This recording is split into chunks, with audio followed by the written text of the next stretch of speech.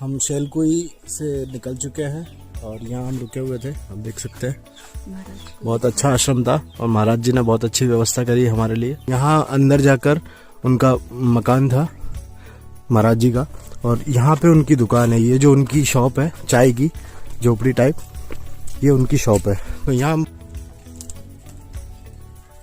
मुर्गी पालन बहुत बड़े स्तर पर है। यहाँ हमको हर घर पे बकरी और मुर्गी मिल जाती है। आप इसका गेट ही देख सकते हैं, कितना प्यारा गेट है और भव्य गेट है, लकड़ी का बना हुआ गेट है। शायद उजाला धनाजे गांव के आश्रम में। तो यहाँ पर हमने भोजन प्रसादी कर ली है और अभी हम आगे के लिए निकल रहे हैं। नर्मदे हर नर्मदे नर्मदे हर। आज 26 तारीख हाँ 26 और 11वां महीना 2025। हम शेलकुई से निकल चुके हैं और यहाँ हम रुके हुए थे। आप देख सकते हैं बहुत अच्छा आश्रम था और महाराज जी ने बहुत अच्छी व्यवस्था करी हमारे लिए। आश्रम नहीं है, ये उनका ही घर है। ये यहाँ आके उनकी हमारी व्यवस्थाएं संभालते हैं यात्रियों की और बहुत अच्छा लगा हमें।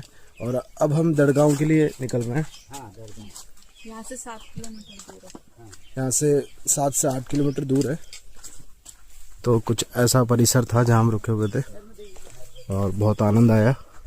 ज़्यादा लोग नहीं थे, हम सिर्फ 3 लोग ही थे और बिल्कुल घर का खाना खा के बहुत दिनों बाद आत्मा तृप्त हो गई है। सुबह सुबह हम थोड़ा लेट निकले हैं आज, क्योंकि आज हम दड़गांव रुकने वाले हैं। कुछ सामान भी खरीदना है। हो सकता है हम वहाँ पे कुछ ज़्यादा दिन रुकें, क्योंकि काफ़ी दिन चल चल के थक गए हैं। तो हो सकता है हम 1-2 दिन रेस्ट लेंगे। तो देखते हैं, जो भी जैसा भी होगा हम आपको बता देंगे। और ये महाराज जी इधर आश्रम था, घर था उनका। बहुत आनंद आया यहाँ पे। और अब हम निकल रहे हैं दड़गांव। तो हम आपको बीच में मिलेंगे और फिर दड़गांव जाके मिलेंगे। नर्मदे हर। अगर आप भीलगांव से आ रहे हैं तो आपको बीच में आश्रम नहीं पड़ेगा। भीलगांव और दड़गांव के बीच में कोई आश्रम नहीं है और काफ़ी लंबा पैच पड़ जाता है। कम से कम 17-18 किलोमीटर का पैच होता है। तो अगर आप लेट हो गए हो तो यहाँ मैया अपना व्यवस्था कर देती है। हम एक झोपड़ी के यहाँ चाय पी रहे थे और उन्होंने बोला कि आप शाम को यहीं रुक जाओ हमारे यहाँ पर, हम सबको रुकवाते हैं। और अगर हम वहाँ चाय नहीं पीते सीधा निकल जाते तो हमें कम से कम 8 किलोमीटर और चलना पड़ता, जो कि हमारी क्षमता भी नहीं थी इतनी चलने की। तो मैया अपना व्यवस्था कर देती है, यही मैया का चमत्कार है। और ये आप देख सकते हैं हम मेन रोड पे आ गए हैं। हम उधर से आए थे, भीलगांव उधर है और दड़गांव इधर है, देख सकते हैं आप। और यहाँ अंदर जाकर उनका मकान था महाराज जी का और यहाँ पे उनकी दुकान है। ये जो उनकी शॉप है चाय की झोपड़ी टाइप, ये उनकी शॉप है। तो यहाँ हम बस चाय पीने रुके थे और उन्होंने कहा कि आप लेट हो गए, आप अंदर चलो, हमारे घर में चलो। थोड़ा दूर आने पर अब हमें थोड़े खेत दिखने लगे हैं। इधर थोड़े सक्षम लोग हो सकते हैं। यहाँ पे खेत भी है, ज़्यादा नहीं है पर है इस तरीके से। और इनकी बुआई और पानी ये अभी दे रहे हैं। काफ़ी लेट खेती होती है इधर। ये इसका रीज़न क्या है मुझे पता नहीं है। बाकी अभी मैं देख रहा हूँ कि मक्का के जो कड़ब जो होती है वो अभी भी खेतों में पड़ी हुई है, ये देख सकते हैं।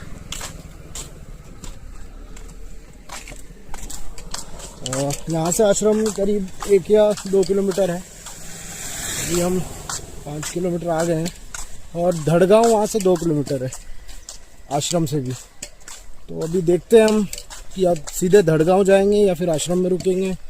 और दड़गांव के अंदर भी आश्रम है, तो अब जैसी सुविधा होगी उस हिसाब से हम देखते हैं आगे। अभी पक्का रोड है, कुछ कच्चा पक्का ऐसे ही है। महाराष्ट्र के रोडों में भी खड्डे हैं, देख सकते हैं आप। यहाँ बकरी पालन और मुर्गी पालन बहुत बड़े स्तर पर है। यहाँ हमको हर घर पे बकरी और मुर्गी मिल जाती है।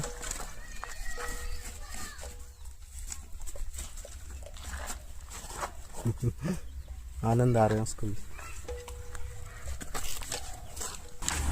पूरे शूलपानी में हमें हर घर में मुर्गी और बकरे ये सब देखने को मिले, बकरे और बकरी। शायद उनका मुख्य स्रोत आय का यही हो सकता है और अच्छा भी है, होना भी चाहिए। बीच में कोई हनुमान मंदिर है, वहाँ आश्रम आएगा तो देखते हैं वहाँ रुकते हैं या नहीं, आगे बढ़ जाते हैं फिर। या तो अभी हम धनाजय आश्रम पहुँच चुके हैं और ये दड़गांव से 2 किलोमीटर पहले ही है। यहाँ से दड़गांव 2 किलोमीटर दूर है और बहुत अच्छा आश्रम है, इसलिए हम यहीं रुक गए। दड़गांव में भी आश्रम है, दड़गांव में भी आश्रम है। बाकी जो व्यवस्था यहाँ है वो शायद दड़गांव में हमें नहीं मिलेगी। बिल्कुल एकांत व्यवस्था है। आप देख सकते हैं कितना सुंदर आश्रम है ये। आप इसका गेट ही देख सकते हैं, कितना प्यारा गेट है और भव्य गेट है, लकड़ी का बना हुआ गेट है। शायद उजाला आ रहा होगा सूरज देव का, इसलिए आपको ढंग से दिखने में नहीं आ रही है। भव्य आश्रम है, आप देख सकते हैं। माँ नर्मदा श्री शंकर नर्मदा आश्रम धनाजय, तहसील दड़गांव, जिला नंदुरबार, महाराष्ट्र। अभी हम महाराष्ट्र में ही हैं और यहाँ एक हनुमान जी का मंदिर है, बहुत अच्छा मंदिर है। ये देख सकते हैं आप, हनुमान मंदिर है यहाँ पे। और यहाँ रुकने की व्यवस्था है अंदर। ये महिलाओं के लिए है, पीछे की तरफ पुरुष रुक सकते हैं और इतना अच्छा आश्रम है, आप देख सकते हैं। मुस्कान जी, कैसा आश्रम लगा आपको? अच्छा लगा, व्यवस्थाएं भी बहुत अच्छी। नर्मदे हर। तो अभी हम 5 किलोमीटर चलकर आए थे धनाजय गांव के आश्रम में, तो यहाँ पर हमने भोजन प्रसादी कर ली है और अभी हम आगे के लिए निकल रहे हैं। नर्मदे हर, नर्मदे। और आगे जो आश्रम है अभी यहाँ से 7 से 8 किलोमीटर है, तो शायद 12 किलोमीटर है। हाँ, शायद 12। अभी दड़गांव आएगा, दड़गांव यहाँ से 2 किलोमीटर है, उसके बाद वहाँ से 12 किलोमीटर है दूसरा आश्रम। तो आज शाम तक हम दूसरा आश्रम तक पहुँच जाएंगे, नर्मदे। उस आश्रम से हम आ गए हैं और वहाँ हम बस भोजन ही किया हमने। आगे रुकेंगे, कहीं भी आश्रम मिलेगा जहाँ। यहाँ से 10-12 किलोमीटर बता रखा है, देखते हैं अभी। और यहाँ पास में भी दड़गांव में भी आश्रम है, तो जैसी सही व्यवस्था होगी जहाँ होगी वैसे रुक जाएंगे। अभी तो दोपहर के 1 बजे हैं, अभी हम 3-4 बजे तक चल सकते हैं। और हमें कुछ सामान भी खरीदना है अभी दड़गांव से, वो लेना है। उसके बाद फिर हम आगे की ओर बढ़ेंगे। ये अब हम एंटर कर रहे हैं दड़गांव में। यहाँ हमें बहुत दिनों बाद बड़े बड़े मकान दिख रहे हैं, सीमेंट के, नहीं तो अभी तक कच्चे मकान दिख रहे थे। क्रॉस कर दिया है, दड़गांव से हम आगे आ गए और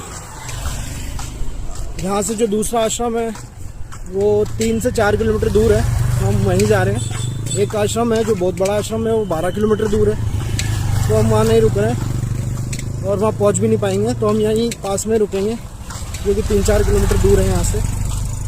और अभी हमने यहाँ पे सामान खरीदा है हमारा, और शूलपानी के बाद हमें सिर्फ यहीं कुछ खरीदारी करने के लिए मिला। पूरा शूलपानी हमने क्रॉस किया, उसके बावजूद कोई कस्बा नहीं मिला। और एक दड़गांव ही है पास में, जो यहाँ के आदिवासी लोग और जितने भी क्षेत्र के आसपास के जो भी लोग हैं उनके लिए खरीदारी का सामान मिलता है।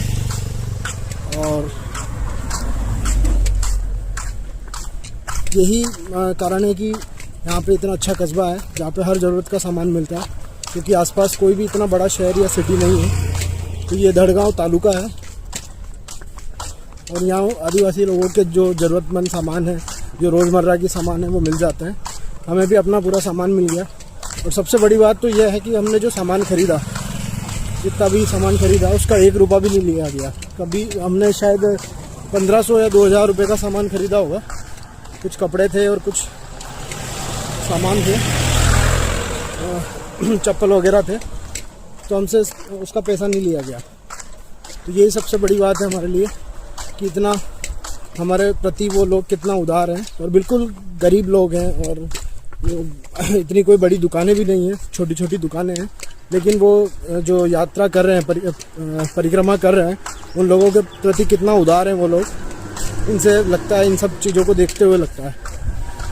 ठीक है, हम मिलते हैं अब आपको आश्रम। अभी हम धड़ गाँव से 5 किलोमीटर आगे आ गए हैं और एक हमें आश्रम मिला है, और अभी हम यहीं रुकने वाले हैं। आप देख सकते हैं आश्रम, बहुत अच्छा आश्रम है, और उधर हनुमान मंदिर आपको दिख रहा है, और यहाँ हम सब लोग सोने वाले हैं। और यहाँ एक मैया है जो खाना बना रही है, और इस जगह हम सारे सोने वाले हैं। ये आपको एक हनुमान मंदिर दिखेगा अंदर, आप ये देख सकते हैं हनुमान मंदिर।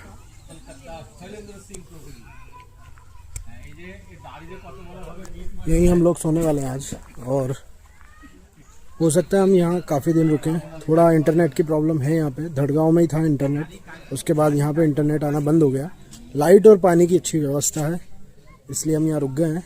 इंटरनेट तो हम बाद में भी यूज़ कर सकते हैं, कभी भी यूज़ कर सकते हैं, बाकी लाइट और पानी वो सबसे मेन चीज़ है, तो उसकी भरपूर व्यवस्था है, तो हम यहीं रुक गए हैं।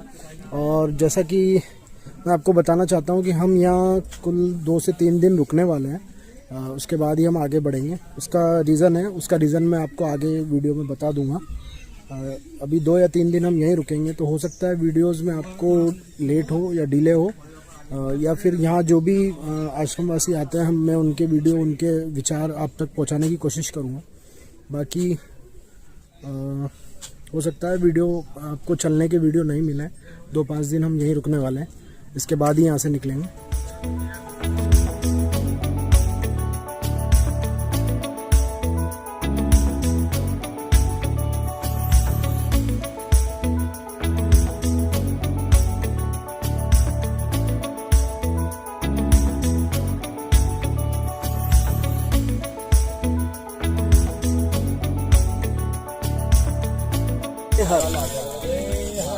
आज भुजगांव में हम सब लोग मिलकर मैया जी की प्रसादी बनाते हुए,